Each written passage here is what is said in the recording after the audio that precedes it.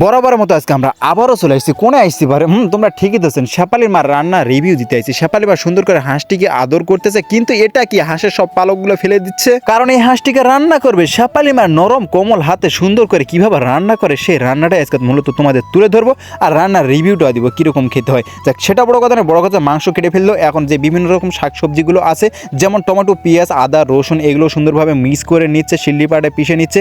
আর শেফালি মা পুরো ঝড়ের গতিতে আজকে কাজ করতেছে। চোদনাথ পড়ে গেলাম মাউনি স্পিকার। তোমাকে তো আমি একটা কথা কইতেই ভুলে গেছি, পারে শেফালি মা আজকে পুরো সেটা ভাঙা লাগছে, পুরো লাল পরি লাগছে। আর শেফালি মার রান্নার রিভিউ কি দিব, শেফালির মাকে দেখি তো আমি পুরো অবাক দাদা।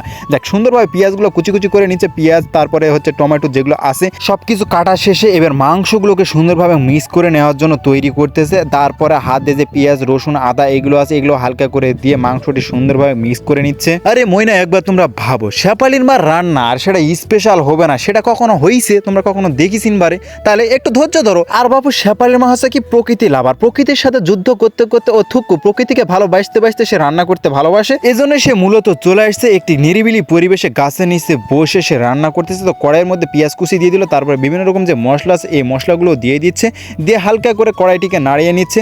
তারপরে আসল খেলা, মাংসগুলো দিয়ে দিচ্ছে। মাংসগুলো দিয়ে তো এখন সেরাম ভাবে নাড়তে লাগছে, কারণ শেফালির মা নরম কোমল হাতের রান্না যে একবার খাইছে দাদা পুরো সেটা ভাঙা। এই স্বাদ সেই স্বাদ, এই যে একবার খাইছে সে কখনো জীবনে ভুলতে পারবে না। একবার আমার কাছে সেটাও বড় কথা নয়, কথা হচ্ছে আমি আইছি শেফালি মার রান্নার রিভিউ দিতে, কিন্তু শেফালি মার কাছে পুরো সেটা ভাঙা লাগছে। শেফালি মা দেখে আমি পুরো একবারে সব কিছু ভুলে গেছি। শেফালি মার রান্নার রিভিউ কি দিব, আমি শেফালি মার রিভিউ দিতে ব্যস্ত আছি। তো শেফালি মা মনোযোগ দিয়ে সুন্দর করে রান্না করতেছে আর জ্বালানিটা পুরো সেটা ভাঙা দিছে। তো রান্না মোটামুটি শেষ পর্যায়ে চলে আসছে, দেখে মনে হচ্ছে আর এই যে কি বলবো দাদা, যে এরকম সুগন্ধি ছড়াচ্ছে, মানে কি কমো পারে, পুরো সেটা ভাঙা সুগন্ধি। এই সুগন্ধি শুনে আমার এখনই খিদে লাগে, নিজেকে আর কন্ট্রোল করে রাখতেই পারছি না। তো বিভিন্ন প্রকারের পাতাগুলো দিয়ে দিচ্ছে, এই ধনের পাতা দিয়েও কিছুক্ষণ মিক্স করে নিচ্ছে।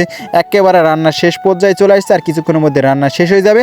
মাংস সব সিদ্ধ হয়ে গেছে, আমি বুঝতে পারছি। শেফালির মাও সেটা আমাকে কয়ে দিল। যাক, সেটা বড় কথা নয়, বড় কথা আছে কিন্তু পারে শেফালির মার হাঁসের এতগুলো মাংস কিন্তু খাবে কি? শেফালি মার মন কিন্তু অনেক বড়, যেটা তোমাকে আমি কইতে ভুলে গেছিলাম। এই জন্য গ্রামের সব পোলাপানদের নিয়ে চলে আসছে শেফালি মা তার রান্নার রিভিউ দেওয়ার জন্য। সব বাচ্চাদের নিয়ে সে আনন্দ করে মজা করে খাবে, তাই সব বাচ্চাদেরকে সেই নিজে খাবারগুলো বেটে দিল।